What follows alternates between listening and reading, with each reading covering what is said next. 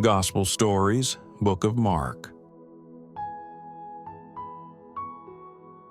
Subscribe to our channel to receive more content like this.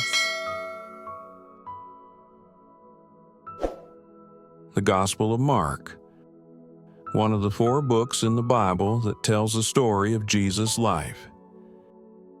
It's short, fast-paced, and gets straight to the point. Think of it as the action-packed highlight reel of Jesus' ministry. Mark, also known as John Mark, wasn't one of Jesus' 12 disciples, but he worked closely with 2 key figures, Peter and Paul.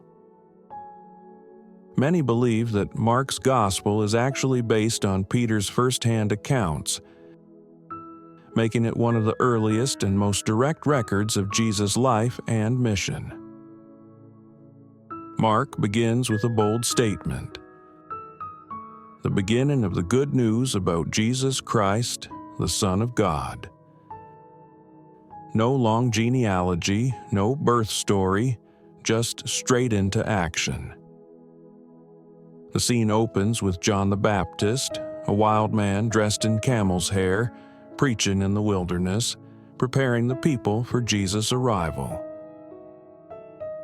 He baptizes Jesus in the Jordan River, and as Jesus comes out of the water, the heavens open, and God's voice declares, "You are my Son, whom I love. With you I am well pleased." From there, Jesus hits the ground running. He calls his first disciples, fishermen like Peter, Andrew, James, and John, telling them, "Come, follow me, and I will make you fishers of men." They drop everything and follow him. And then the miracles begin. Jesus heals the sick, casts out demons, and even calms a raging storm with just his words. Crowds start following him everywhere.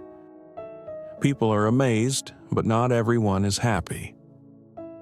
The religious leaders, the Pharisees and teachers of the law, begin questioning him. Why? Because Jesus doesn't follow their strict traditions. He eats with sinners, heals on the Sabbath, and speaks with authority they can't explain. To them, he's a threat. Jesus teaches in parables. Short, powerful stories with deep meaning.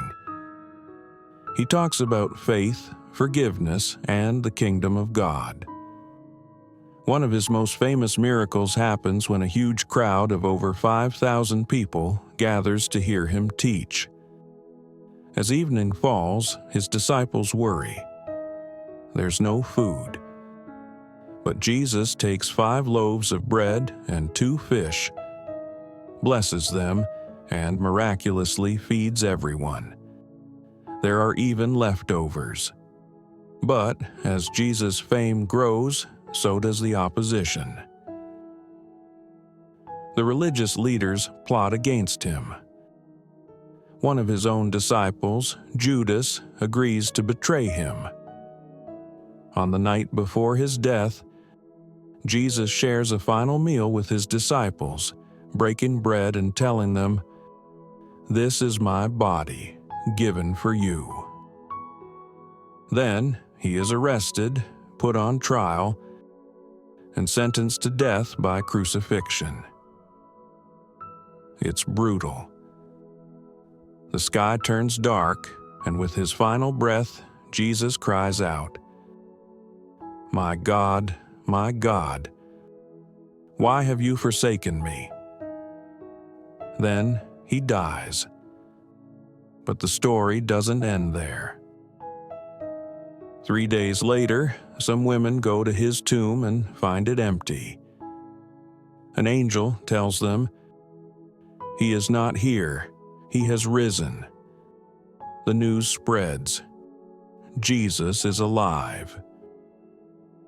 And that's how the Gospel of Mark ends, with an empty tomb and an invitation to believe. Mark's story is a reminder that Jesus is not just a great teacher or miracle worker. He is the Son of God who came to save the world. So, what does this mean for us? Mark's Gospel challenges us to ask, who do we say Jesus is? And will we follow him?